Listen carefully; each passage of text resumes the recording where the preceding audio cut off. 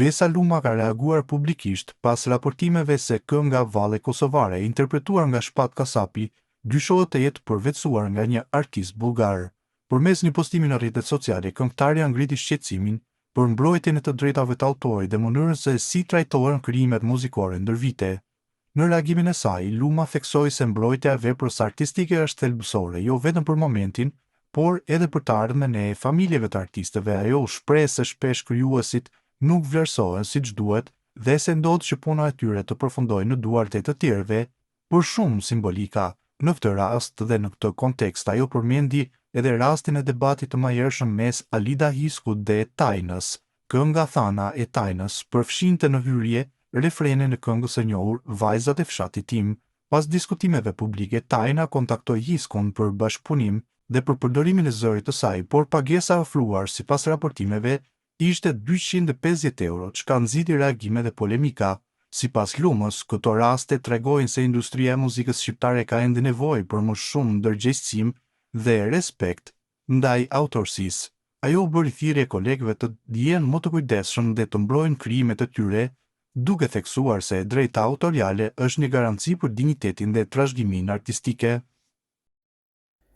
Deklaratat e avokatit të Thaçit në Hag i hoqën dilemat dhe e zbuluan se Thaçi ishte spiun francez.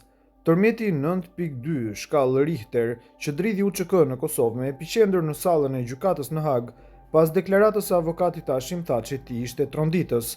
Kur avokati i tij tha se Hashimi kishte qenë agent i shërbimit sekret francez, kjo u përjetua si një deklaratë merruese.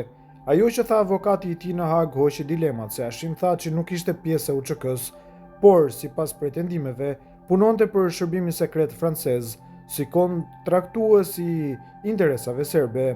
Sipas këtij interpretimi, një tradhtar ishte trajnuar nga shërbimi francez dhe ai i UDB-s për t'u vendosur në krye të UÇK-s dhe më vonë në krye të shtetit, me qëllim që të dëmtonte dhe shkatronte atë dheun.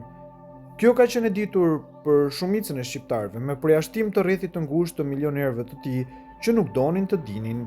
Ajo që u tha në Hag nga avokati i tij, vetëm sa i forcoi këto bindje dhe për shumë kënd hoqi dilemat që kanë ekzistuar prej kohësh.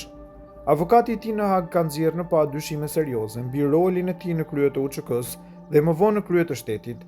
Sipas këtij këndvështrimi, përmes lidhjeve me shërbime të ndryshme, Thaçi me ardhjen e tij në krye të UÇK-s dhe në poste të rëndësishme të shtetit ka dëmtuar interesin kombëtar. Hovin e këtij tradhtari e ka ndaluar vetëm Amerika, sepse përndryshe ai do ta shkatronte dhe do ta diqte mundin dhe gjakun e Dardanis. Ajo çfarë u tha në Hag, për mua ishte vule tradhtist të kalitur dhe të ardhur si spiun i shërbimeve sekrete franceze për ta dëmtuar dhe tradhtuar Dardanin. Kjo nuk u godet vetëm një figurë, por vetë besimin dhe historinë e luftës çlirimtare që ka bërë UÇK-ja, pa e ditur se në krye të saj, sipas këtij interpretimi, ka qenë një person i lidhur me shërbime të huaja. Më vonë, u pa se KFOR-i francez që patrullonte Mitrovicën e Veriut zbatonte marrëveshjet me përpikmëri, duke lejuar që serbët lokal të vrisnin dhe të shpërngulnin të gjithë popullsinë shqiptare të Veriut. Pas kësaj tradhtie në kohën e paqes u vendos guri i mëngjesit mbi orën e Ibrit dhe Thaçi doli në media dhe tha: "Fatkeqësisht Veriu është i ndarë." Ky tradhtar jo vetëm që ka dëmtuar atë dheun, por ka tradhtuar edhe shokët e tij, të cilët sot i ka pranë vetes në Hag.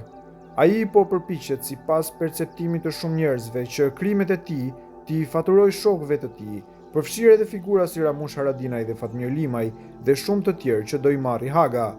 Ai që ka përmbysur besimin e adeut dhe sakrificën e gjithë Kosovës, e në veçantitë atyre që ja kanë dhënë bukën dhe të cilët i ka tradhtuar, janë Adem, Hamës dhe Shabani Ashari, si dhe luftën e UÇK-s dhe luftëtarët e saj. Kjo tradhti ka emër. Emri i tij është Hashim Polari. Jam i bindur se Kadri Veseli, Jakub Krasniqi dhe Recep Selimi janë shokuar, tmerruar kur e kanë dëgjuar kujt i kanë besuar dhe me kë kanë punuar. Ajo që u dëgjua në sallën e gjyqit në Hag jep të kuptohet se Hashim Thaçi nuk ka qenë pjesë e UÇK-s, por ka punuar për shërbimin sekret francez në interes të Serbisë. Ky shkrim është realizuar nga Halil Geci.